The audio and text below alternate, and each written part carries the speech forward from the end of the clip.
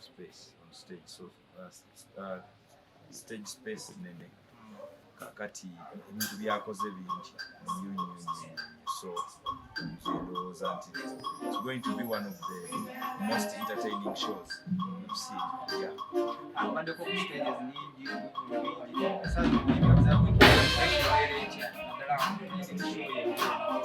Of course, pressure by Yama. Any kind of event, get you say, not pressure by Yama. Never go to the Bwamwe.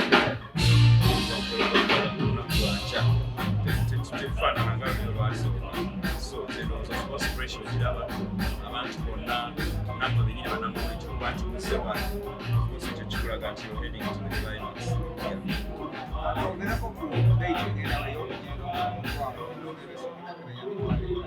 Because I'm complaining about investing am center nyingi ababenga shaka ya price then afundikanga bread dollars news ngabazibaze singena abaze ku mitwalo ebiri bene bafuna abantu mitwalo ati 6 million ebiri abagiye ku post nena so nze ndowooza nti ba promoter okulowooza bwe batyo babalowozeza corrective batuufu kubanga look in Uganda kutandikira ku kintu kaveera buli kintu kya bei for service providers emiwendo gyabwe gy'amaanyi tuli wabangawo stage ye miliyoni 5 ekitegeera naye kati stage obeera miliyoni 3 so really ate nga bannayuganda b'ennogo bagyagala bo bajja so nobeera na attendance nga y'amaanyi naye nga temulimu ssente zivuddemu z'amagoba so bannayuganda bo baagala music waabwe nze ndowooza emitwalo ebiri si big deal to the Ugandans era nange nkiwagira nze ndowooza nti abantu bantandika ssente zisoberwako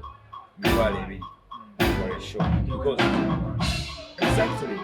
look like buli kimu kyonna kyeyongere ebbeeyi buli kimu kyeyongere ebbeeyi amataala bw'otunuulira ebintu kati n'abaana ebintu bye bakola ubulira katulaba ebintu Spice Dana byatadde mu concert ye but dancers almost bibiri okitegeera you have to pay all of them nga abakibyabera it's not cheap at all okutandikira ddala the beginning of the making of music okitegeera nze gwe basinga okwogerako mbaseera nnyo kakati just imagine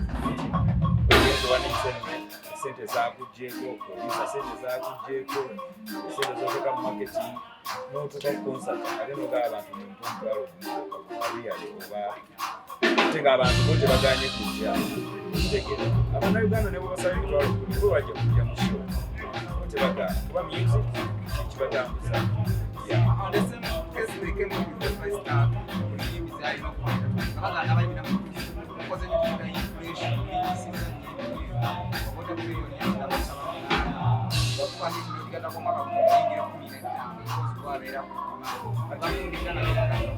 kati ebekyo kiddayo eri wakakati y'omuyimbi sente ziyateekamu muyimbi sente ziyateeka mu music yabakulimabega kati zaakikolinga omuyimbi yatula mu luyimba miliyoni eri kati alukula miliyoni 5 okitegeera producer abaana bakolanga music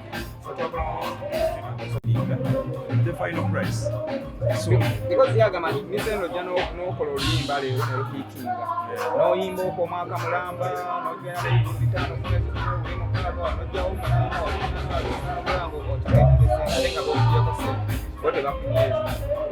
tewali muntu akola kyatafuna bandibadde tebakyala nabo bafuna naye kyebagambye ekyokwongezamu ekyo kyo kijja kubayamba naye omuyimbi tosobola kisimu nebogamba nti kisimu because red card ya eyanga Nince tosobola kubeera nga red card kale nebogamba tosobola kudetermininga red card tomanyi look, you would have to promote a song for radio stations. That's 8 years ago, 10 years ago. Now you have over 62 radio stations. But you need to have airplay on all of them.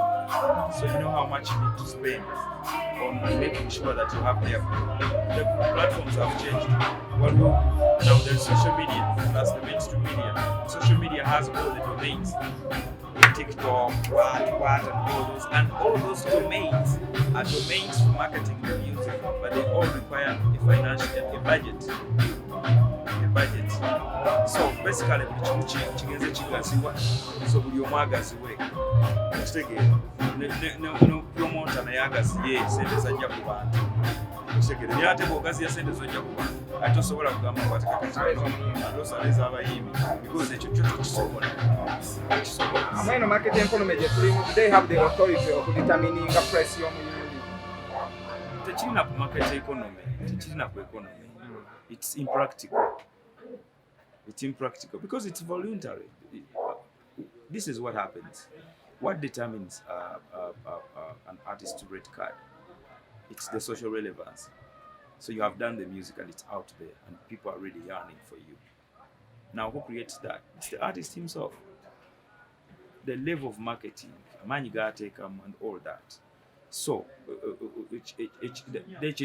ekimufula relevant eri abantu n'eri gwe nga promoter. Kakati then you cannot put a price tag on that relevance. It's not. It's not applicable. It's not applicable.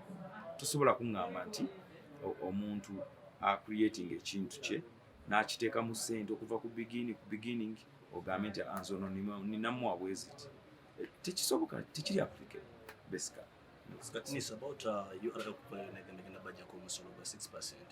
How do you take it? I think I'm much around nature center, center. No, you are in a right season no kujja ku muntu omusolo. Ate by the way kintu ky'omusolo. Omusolo gubaddewo. Ibbanga lyonna. Lwakuba nti ebyabayimbi been paying as you earn. Era tulina ogisasula, buli omu alina ogisasula. Okitege. I mean like munamawulire nga gwe. Asere kwagenda ku account. Ne bajjako ssente z'omusolo. Okitege. Nti lwaki omuyimbi yabatasasula. Lwakuba obuzibu obuli mu ekyo nti pay as you earn. Etteeka libeerawo ne enforcement yaalyo nakyo kintu kirala. So ebyo bintu bibiri byanjawulo. Naye nga tewali kibi, tewali kitali kituufu mu kusaba abantu musolo. Omuntu yenna aba alina osasula omusolo. Kati about the concert oli muwandiisi wandikidde Spice ennyimba o produces mukoze ennyimba ennyingi nnyo. Ne rehearsals obaddemu they're going to perform. Why Spice? Why? Kikiriwo ekyenjawulo. Why what? Why how would you take it? Like mukwano go, how is she? Okay. I think Spice Diana is the most hard-working person I've seen in the history of Ugandan music. She's a young girl. From the beginning, over trivial, I just sort of I mean, like, look at Spice Diana 10 years ago now. 2006, 2007. Okay? 2007. No, 2017. Look at Spice Diana of 2017. And across the span of this time, look at where she is. She works so hard. Ye muntu gogamba nti nkwagala mu studio kusaawa bbiri. N'atuuka ku kusaawa mu tumenyeka n'abayimbi. Ng'ajja mu studio kusaawa 5. N'otuuka ku studio n'okubira amasimu. N'omunoonya. So there is a reason why Spice Diana alinga bw'ali. Okitegeera. Ayisaamu bantu maaso yeetwala nga talina that. Oyagala omukolo gw'enjawulo gubeere n'ebijjukize mu nnyumba yo? Kankwanjulire ba King Montage Photo Studio. Ffe bakafulu mu kkuba ebifaananyi n'okukola video. Olina wedding, birthday party, kukyala, nika, baby shower, photoshoot oba music shoot na buli kimu kyonna ky'oyagala. Ffe tusobola okuwa ebijjukize ebirungi eri ebirooto byo. Ate nno mwana wattu kusintiiza omuntu wa bulijjo. Tusange Bannankulabe ku Bitaala ku Prime Tower Level 3 Room D04. Okumanya ebisingawo tukubire ku nnamba zino: 0702 104 125 oba 0755 311 731 oba 0777 223 405. King Montage Photo Studio. Ffe tusobola okuwa ebijjukize ebirungi ate nno mwana wattu kusintiiza omuntu wa bulijjo.